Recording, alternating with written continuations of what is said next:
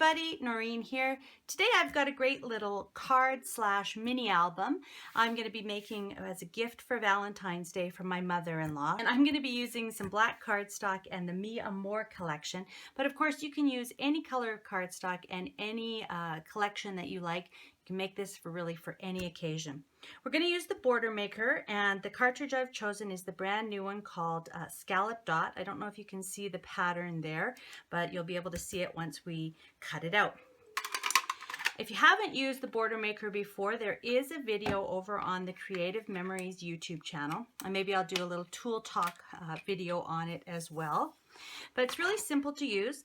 A couple of tips: make sure you're using it on a flat, firm surface, and make sure you're punching down and staying flat. I've seen ladies try to pick it up and try to, squeeze it this way, and you just don't get the accuracy.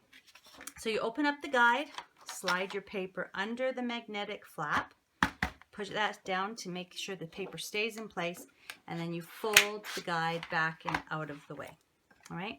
These teeth line up with the teeth that are on the underside of the guide, and you've got two little kind of notches to show where you're going. Doesn't matter if you start at the top and move down or start at the bottom and move up, whatever's way is most comfortable. I like to start at the bottom and push away.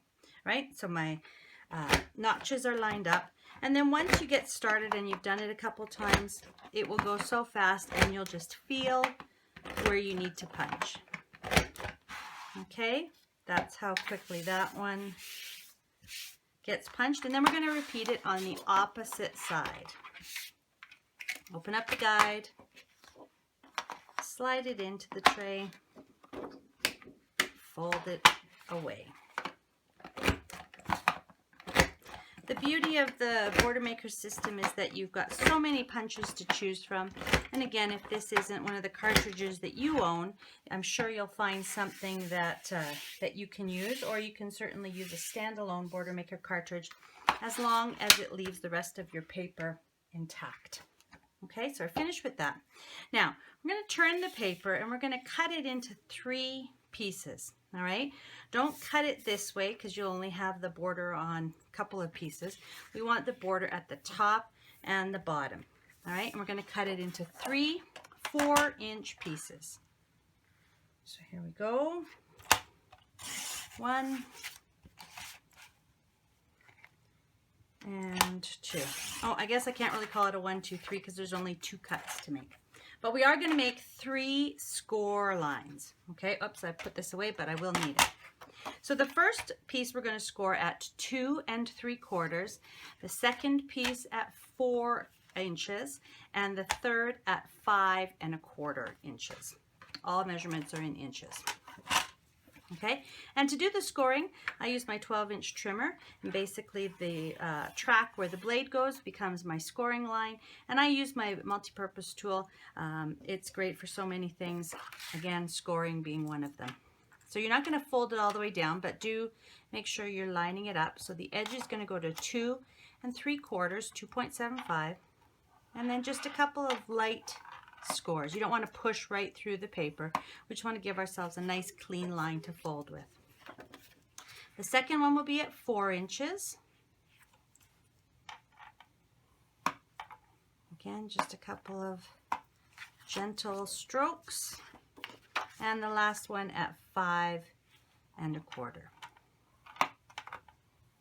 All right, now I'm finished with the trimmer.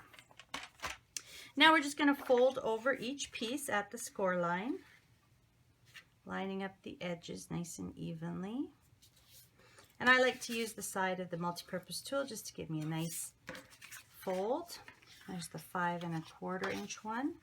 This one is the 4 inch. Oh, got a little crooked there. Okay. And my last one is my 2 3/4.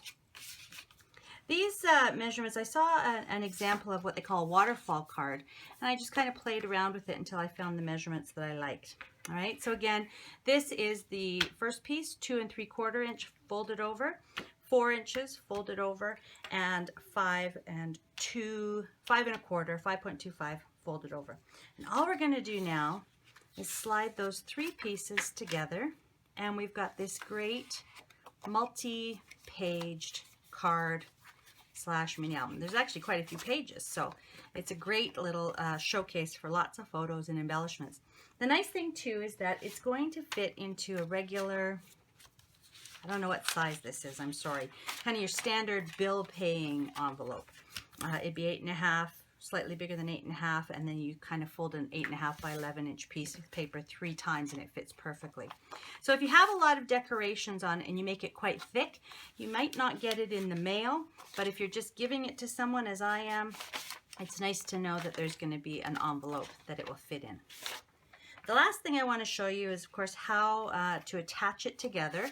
Now, if you have a stapler that has a long enough reach, I know the We Are Memory Keepers staple board would work really nicely there. But if you don't have that, a standard hole punch will do.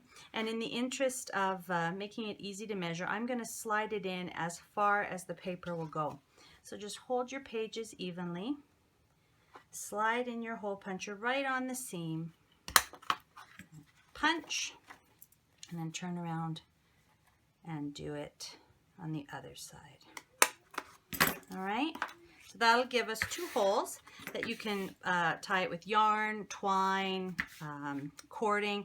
I have some silver cording and I have some black and white baker's twine and also some black and white ribbon. So I'm not sure exactly what which one I'll end up using, but I do know that I'm going to be using the Mia Moore collection. I've got quite a few embellishments and stickers left from some other projects and layouts, and just a few little scraps of paper, but that's going to be enough to decorate up this album. So I'll be sure to give you a overview. I'll give you a little flip through the final album in just a couple of minutes here as I finish it up, and I do hope you try it. Don't forget that all of the measurements will be in the blog post. You'll be able to find the link to the blog post right below this video. And I love how many of you are subscribing to my channel. If you want to see more videos, project videos, 1, 2, 3 layouts and cards, as well as digital demos and tool talks, don't forget to like and comment and subscribe. And I'll see you next time.